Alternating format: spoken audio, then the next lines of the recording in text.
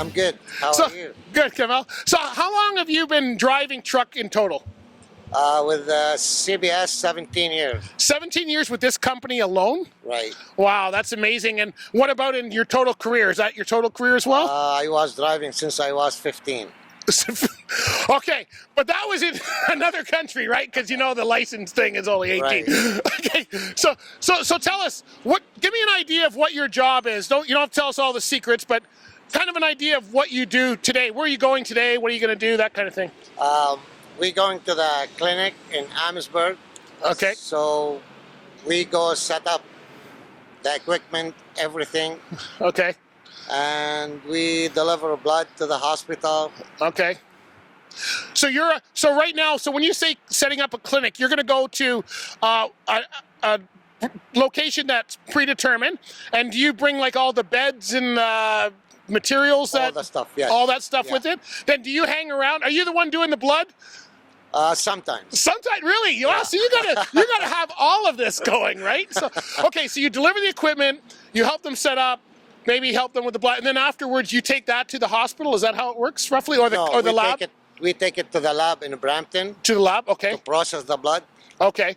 Then after that, every driver have a job in this company. Okay. It Okay. depends on the scheduling. Right. So you might go a different place every day, but you're doing basically the same thing, setting up clinics or Correct. stuff like that, right? Yeah. Okay. You like it?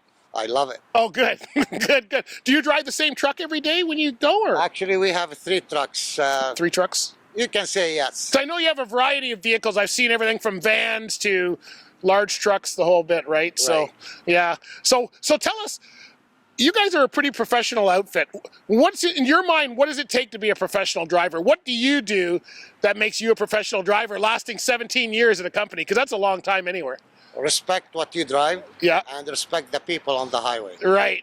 Yeah, that, thank you. We need more of that around here, right? So what if someone is brand new and did not know anything about the trucking industry or about the job that you do, what would you want to tell them? What's one thing that you want to tell? It could be those family members. You know the family members who say, "We have no idea what you do." What would you tell them?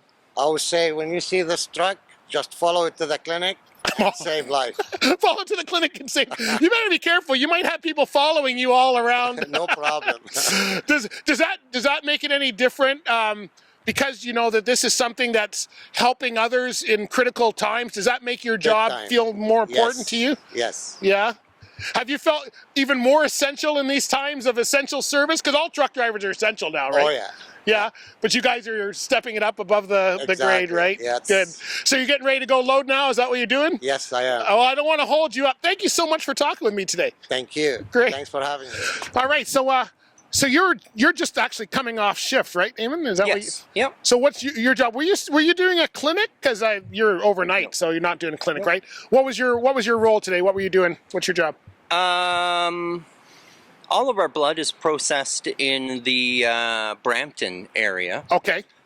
Where we have a new lab that takes care of everything. I go to Brampton every night and pick up the blood. Right. And bring it back to London. It goes out with a few drivers during the day. Okay. To the London region, the Windsor region. Okay. I switch out supplies during the night that we've used and bring back new supplies. Okay. And so I'm the one person that runs throughout the night. Okay. So now when you say it goes out to other locations, is it going to hospitals? Is that where it's going? Like in London, Windsor, wherever, right? Yep. So you bring it smaller hospitals north of London, like Tilsonburg today. Right.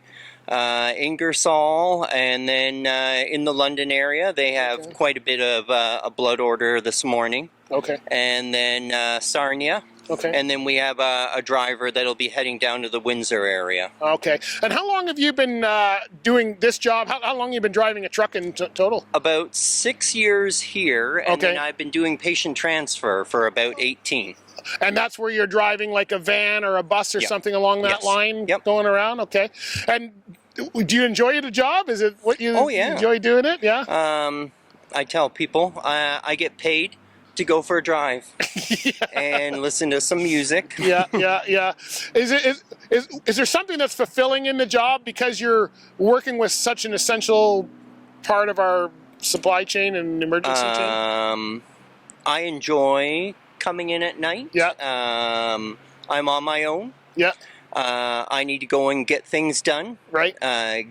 Get what we need. Bring it back unsupervised, and everybody shows up in the morning relying on that everything's going to be taken care of. Yeah. And that's something that I like. Just like other drivers, right? If you're not fulfilling your part, you're holding up the whole chain as it goes, right? Yeah. That's and quite then, involved with, I came to learn a lot more about the details of our blood supply, that you just kind of arrive at the hospital, you're in an accident, and you kind of take it for granted that it's there. Yeah. Yeah. That what you need is there, and I understand what happens that gets it there. That's right. That's one of the essential pieces. So, someone like yourself who's working unsupervised every night and is actually a super integral part of the whole chain, what makes you keep being professional? Like, what are you doing that, you're what we call a professional driver, and that's what we're highlighting here is people are not just driving down the road and stopping at coffee shops every 5 minutes. You've got to be on time and do all of those things. What are you doing to keep yourself professional? What's a tip that you do that keeps you going and being reliable for everybody else? Taking what I've been asked to do seriously. Yeah. Okay. And finding the things about it that I enjoy.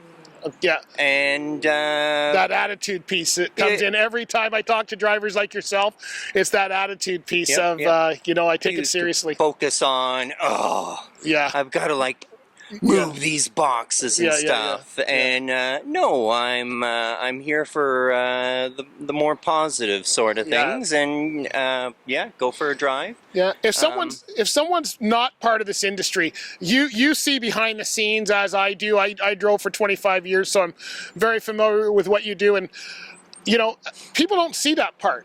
So they saw us essential because all of a sudden they couldn't get toilet paper on the shelves in the middle of a pandemic. But we see this every day. We know that's the reason it gets there. So what would you want to tell somebody who knows nothing about the industry about what you do or what your job entails?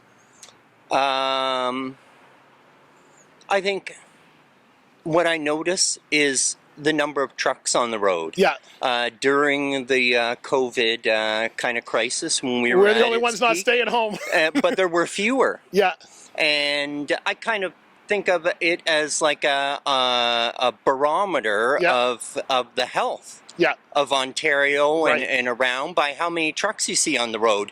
What a great way to say it. That's might go to Michigan, and we go to Frankenmuth, and the 45-minute drive between the border and Frankenmuth, I might see a dozen trucks. Yeah. And I'm thinking, if you're checking the pulse of Michigan, it's pretty hard to find. Yeah. But here in Ontario, and it was a lot less during the epidemic sort of thing. But in the middle of the night, 4 o'clock in the morning, I'm on the road and I'm seeing trucks all over the place, and I think, things are going well in Ontario. That's amazing. I love the way you said that, because that. Nobody thinks about it like that. Like the amount of trucks you see, we think of, that's making the highways busy. But that's the pulse of that means goods and services are moving. That means people are working. That is such an amazing way to say that. That's Nobody, and none of those trucks are driving around for no purpose. Right. They're either taking something somewhere or they're going to get something. Yeah. And so the more trucks you see on the road, you know that there's more business. Yeah. And there's only business because there are people that are using that business, consumers. So as consumers buy less, then there's less trucks on the road because the necessity to resupply is less. So it's a very good barometer of our health. That's great. And we want to encourage people to give blood because that keeps you working, but it also keeps everything else stocked, hospitals and all of those things that we need. During the pandemic, we had things slow down, but just because there's a pandemic on doesn't mean that you don't need heart surgery. That's right. That you don't have a cancer that you're trying to fight. Yeah. That you don't get in an accident. Yes. And so then a pandemic doesn't mean that there's a less, well, they can cut down on unnecessary elective surgery, right. but there's stuff that can't be ignored and there's car can't be accidents put all the off. time. And so we had to work through it. Our management team had to play it by ear as to how to make things work and do it as safely as possible. That's great. Well, listen, thank you so much. Thanks for giving us the insights, because I didn't even give you the words. You were just awesome. And that was amazing. And I really think people need to hear that that's how important things are. I know you're at the end of your shift, so I'm going to let you go because you probably got things to do and probably want to go to sleep. But thanks again for all you're doing, Damon. You're welcome. Thank you.